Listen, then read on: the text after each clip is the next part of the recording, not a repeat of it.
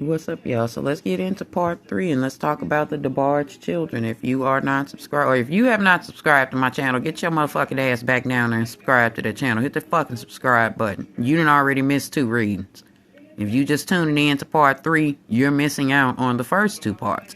Anyway, we're talking about how, yeah, I do know I'm just playing with y'all, right? I have to clarify that because it's a lot of tender dick bitches that get in the comments, oh, no, you shouldn't talk, girl, fuck you, okay?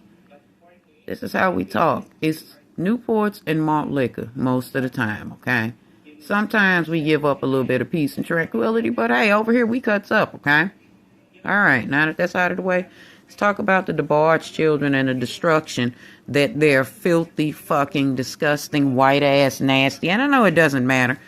A filthy motherfucker is a filthy motherfucker, but this filthy motherfucker happens to be white, and I'm going to draw attention to it simply because it did not have to happen. It happened simply because the mother chose a white man. Are all white men bad? No, sugar. No, sugar bloomers, okay?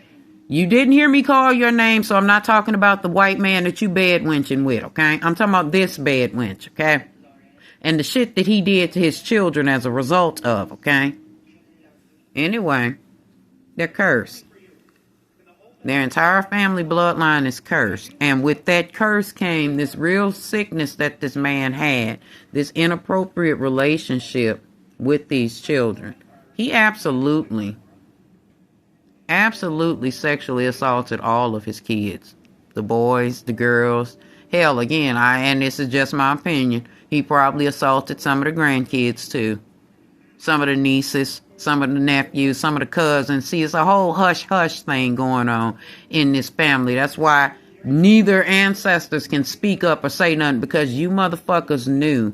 But you didn't love these children enough to get them out of this hell. If the motherfucking mama wanted to stay, cool. But y'all did not love them enough to see that there was something extremely toxic going on. Y'all knew that their father was having sex with them. Y'all knew that he was having them play with his dick. Y'all knew he was doing all of that. Y'all knew that these children were innocent, and this man was over there stealing their innocence. This disgusting man who, well, I guess it was Bobby first, okay? Whomever his motherfucking son is, the very first son is the very first one he assaulted first. So that must be Bobby. And he didn't just stop at Bobby. He molested all of the boys. That's why Bobby was molesting who?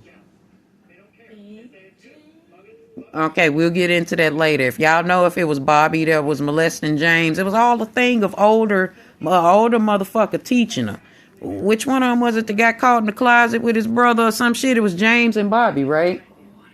Yeah, they got caught in the closet together, but this is shit that the daddy was doing, okay? The daddy was in the closet with the brother, okay? The specific Bobby, the oldest son, Bobby, okay? He started out molesting Bobby, which made Bobby molest his younger brothers, or brother. He decided he needed James because James was closest to him.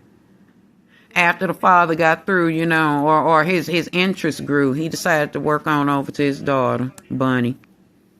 Worked right on over there to her. And what had happened was he ended up getting Bunny pregnant, excuse me. Bunny gave birth to 2 little children, right? Take a look at them kids and tell me what y'all see. Not these 2 here. Go look up them children and see what you see. Incest, okay? But because so many people did not want to be caught or connected to what was going on, because they knew, especially when Bunny gave birth to them motherfucking kids, they knew them kids looked eerily similar to their granddaddy.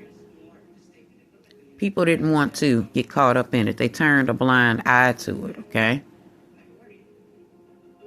Them kids wasn't blind to that shit. All that stupidity going on. And because the adults turned a blind eye to it, you know, let the history of the shit go on, they got worse and worse. I don't know why the son or the grandson that keeps coming up that was murdered. Where was he killed at? He was killed out here in Van Nuys. I don't know why he keeps showing up, so I'm going to have to really pull some cards on him. But even down to him being murdered, he, of course, was out here on them drugs real bad. But this is a result of that. How do we know that his granddaddy, when he was real young, 1 or 2, how do you know his granddaddy didn't do that shit to him and that's why he on drugs? How do you know his own father didn't do that to him? Because how do you know Chico wasn't touched by his grandfather or his father? Because this is hereditary, okay? And I'm not accusing any of them of that, but I am accusing the father of that. The granddaddy, the motherfucker, the military motherfucker. What is his fucking name? Bobby DeBarge Sr. That motherfucking white motherfucker is the reason why this turmoil is around. And again, if y'all getting mad, oh, why do you curse so much? Girl, fuck your mama. How about that? Go read it. If you don't like it, go and make you a motherfucking edited version of this, like the radio version. The radio version of songs, excuse me. But this is what it is. Why would I talk gently about a motherfucker who raped all of his fucking children and potentially his grandchildren too? He's the reason why they have so much legal problems. He's the reason why they can't hold on to shit. He is the very fucking reason why they are cursed, okay? And he had no issue doing the shit again. He's the reason why these children are haunted with these images. Not that they children. They grown people. A lot of them is way older than me. Okay, but because of the past trauma and the shit that they've gone through is the reason why they are addicted to drugs. Okay, that's the reason why they have so much shit going on, because they daddy stole their innocence a long time ago. May have potentially stole the innocence of their children. Okay, Bobby DeBarge Sr. would play little games with them, you know. Not necessarily if you love your daddy. It was a thing of ain't nobody gonna believe you no way because of A, B, C, D, and E. He knew how to manipulate them. And they're thinking about this. This bothers them a lot. Think about them in a position of they wanting to get high, or they done got high and they start thinking about all of this shit, this past trauma that done went on with them. It's causing pent-up resentment and anger, all of that. Because the perversion that was going on in their household, in their situations, in their life. Worried about if daddy get ready to come through the door and touch on them or not, you know.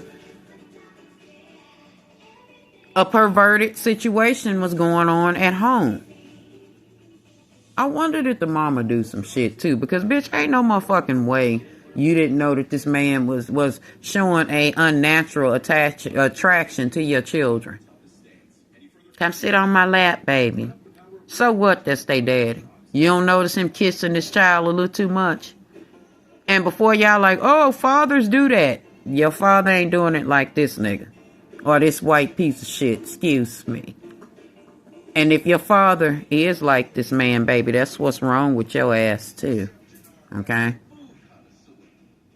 They didn't like the shit, but they began to expect the shit. Because they felt like they loved their father. But they know that this is betrayal, okay? But they didn't have any boundaries. They couldn't tell their motherfucking mama. Hell, they knew that this bitch didn't care. I'ma choose my husband. They knew that. What could they say? What could they do? They had no choice but to sit there and think, well, this is normal. This is what all children go through. Everybody's daddy has sex with them and do heartbreaking shit to them to cause them to have fucked up realities when they're adults. This is their mind frame. I remember when I lived here before, I was told that Elder Barge was down on 7th Street. And if you give him some money, or back then, if you give him some money, he would sing for you or, you know, perform a little bit of his music because he's a good dude. Everybody, oh, he's still real nice and da-da-da-da-da, but he's a drug addict, or at least he was. Maybe he's clean now. But during that time when they could find him down in Skid Row, people would be recording him singing and dancing and shit, and it's sad. It was sad. You could tell that he was just being compliant simply because he's used to being made to do some shit, even though he did not want to do it. And them drugs had him. He wanted them drugs, so he had to go do what he had to do. Sing, do whatever. James, same thing. But I'm going to ask y'all not to do that to them, okay? They daddy did enough embarrassing, heartbreaking, dumbass shit.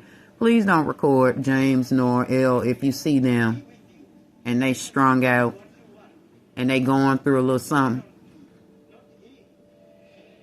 Acknowledge them on as who they were. Don't record them dancing. Don't give them no money. Don't do none of that, y'all. Because you're feeding an addiction, okay? You're giving them more room to be able to not deal with the perverse things that happen. Not that you're supposed to take on the space of a therapist, but I'm asking y'all not to help feed their addictions if they're not clean, okay? Everybody that has a vice like that, drug addiction or alcohol, they sometimes slip. If y'all see them out here slipping, do not do this to them, okay? Remember that their father caused all of this. All right. Feel the sacred glow in the realm of the real. Let a power flow.